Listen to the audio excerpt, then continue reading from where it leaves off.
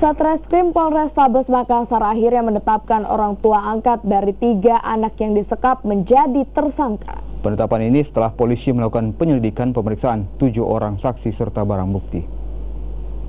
Dari rumah pelaku, polisi mengamankan barang bukti berupa besi dan rokok yang diduga dijadikan sebagai alat untuk menyiksa ketiga korban. Pelaku dijerat 2 pasal sekaligus, yakni penelantaran anak dan kekerasan dalam rumah tangga. Sementara itu, motif penyekapan dan penganiayaan terhadap 3 bocah ini adalah faktor ekonomi, sehingga diduga pelaku tidak mampu lagi membiayai anak angkatnya tersebut.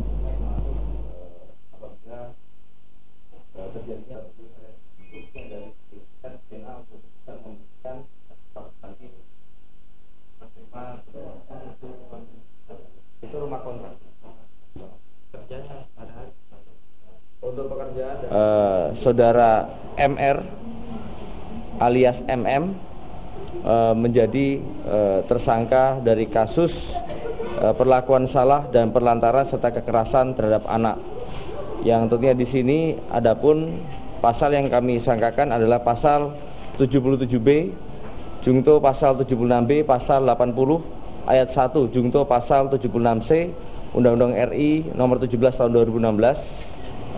Perubahan kedua atas Undang-Undang RI nomor 23 tahun 2002 tentang perlindungan anak, serta pasal 44 ayat 1 Undang-Undang RI nomor 23 tahun 2004 tentang kekerasan dalam rumah tangga.